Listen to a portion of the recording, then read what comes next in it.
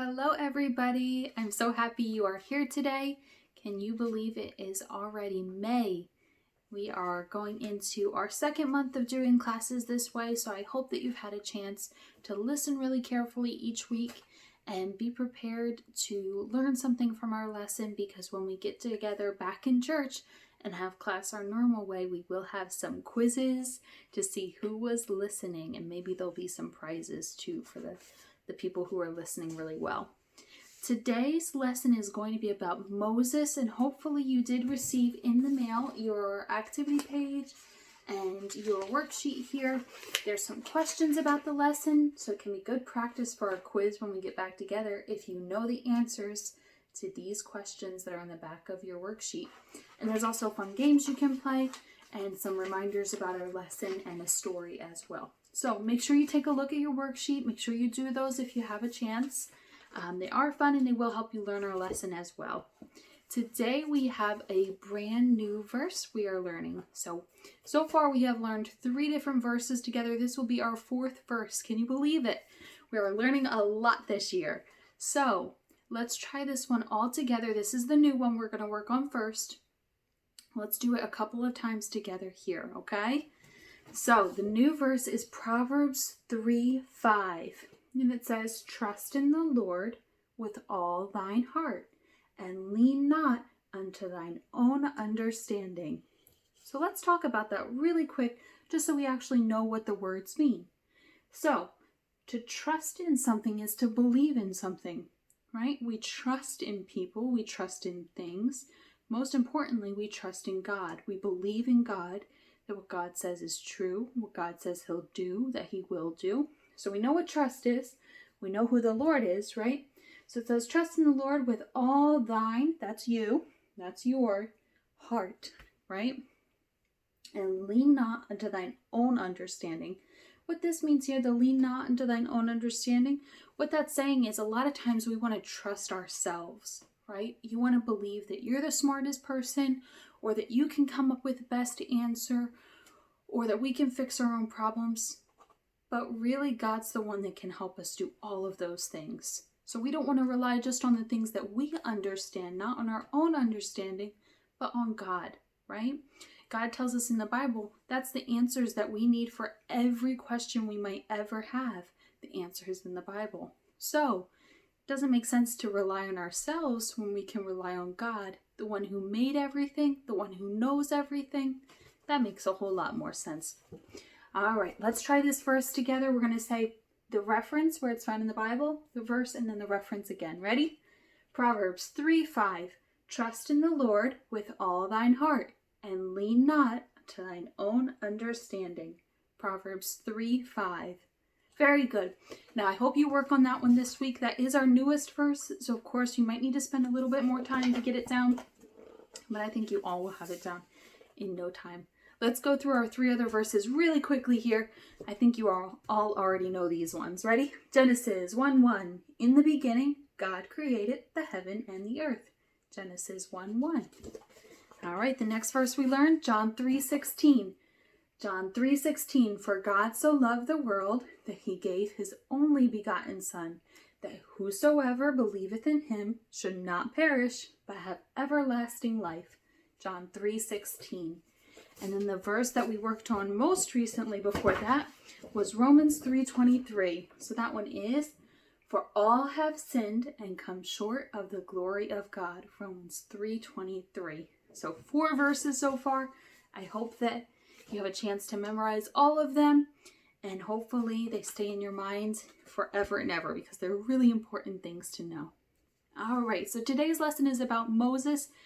Big congratulations to Jonathan from our class, because he is the one that guessed correctly last week who our lesson would be about this week based on our clues. Those clues were, this is someone who we learn about in the Bible all the way from the time they're a baby until they're very, very old.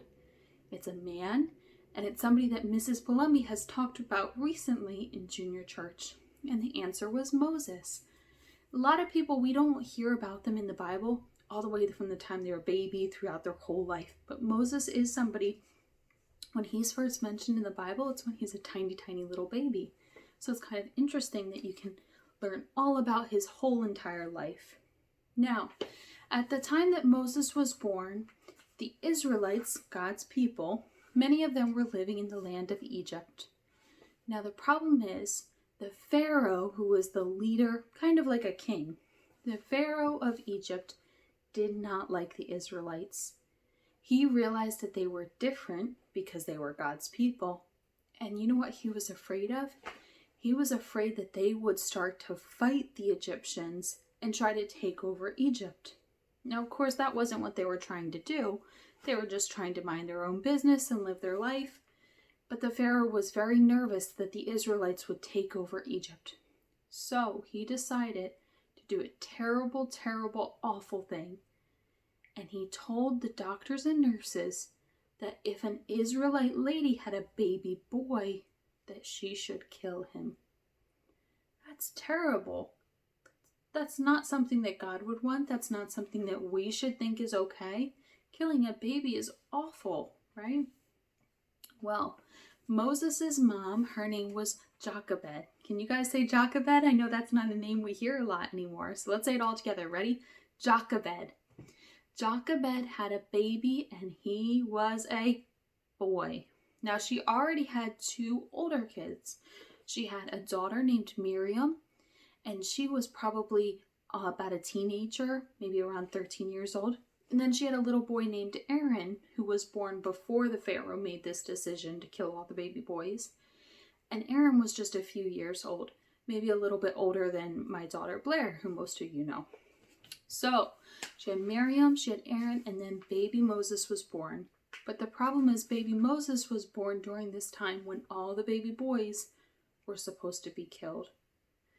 Now, Moses' mom was faced with a tough decision. She knew that it would be wrong to kill her baby. That's not something that God would want.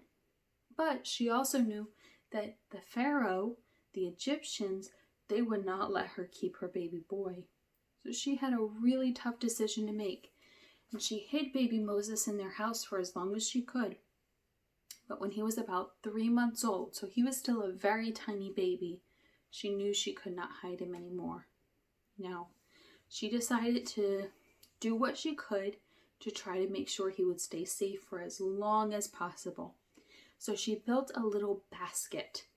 Now, I don't know if you know this, but baskets can actually be made by taking sticks or twigs or what they call reeds, which are kind of like grass plants almost that grow especially by water, and you weave them all together. So Moses' mom, Jochebed, she knew how to do that, and she made a basket, and it was the perfect size for baby Moses. She lined the inside with something called tar, which is like a sticky, black, thick, almost like a paint. She put that on the inside so water could not come in it, and she decided she was going to put baby Moses in this basket and put him into the river. Now he would be safe in that basket, and she would be just trusting God that wherever he ended up was where he should be. She trusted God that when she put him in the river, God would take care of him from there.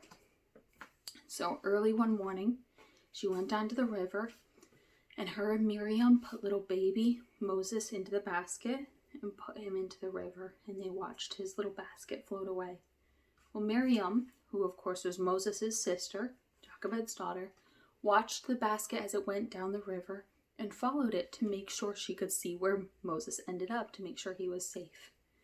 Well, the basket floated down the river and Moses was safe inside. No water got inside the basket. He was totally fine.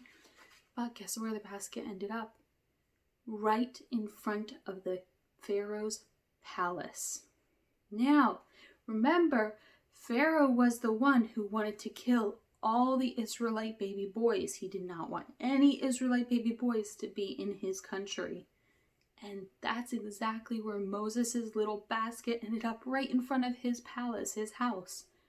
Well, the princess, Pharaoh's daughter, was outside and she was washing her clothes or maybe washing herself in the river with some of her friends and some of her servants. And she sees the basket. The princess sees the basket. And of course, you would be very curious when you see a little basket floating by you in the river. She gets the basket. The princess opens it up and she sees baby Moses inside. Now, Miriam was very nervous, I'm sure. She was worried about her little tiny baby brother, but God took care of Moses. The princess, when she saw Moses, she decided that she would take him and raise him as her own son, and she would protect him and nothing bad would happen to him. Well, Miriam, I'm sure, was so relieved when she saw that the princess wanted to keep Moses and to keep him safe and make sure he was not hurt in any way. Miriam came up with a very smart plan.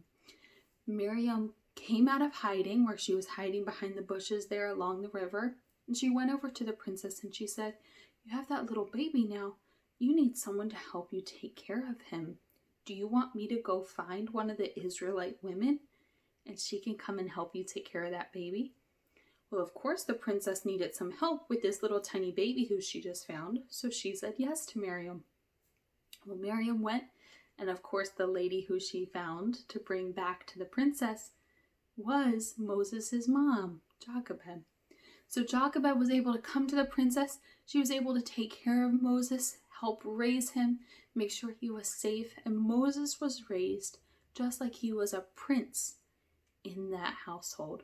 Now, of course, a lot of people in this story wanted to do bad things, right? The Egyptians wanted to get rid of all the Israelites, and they were going to do that by starting to kill all the Israelite baby boys. That was a terrible thing. Pharaoh had awful plans in mind, but the plans that they had that were terrible and evil and wrong, God was able to use even those terrible plans to do good. God was able to keep Moses safe even when the world around him was crazy and people were trying to do terrible things. God still took care of Moses. Now, I hope that this is a reminder to each one of us as we listen to this lesson, as we learn about the life of Moses. We'll learn more about him next week for the next couple of weeks.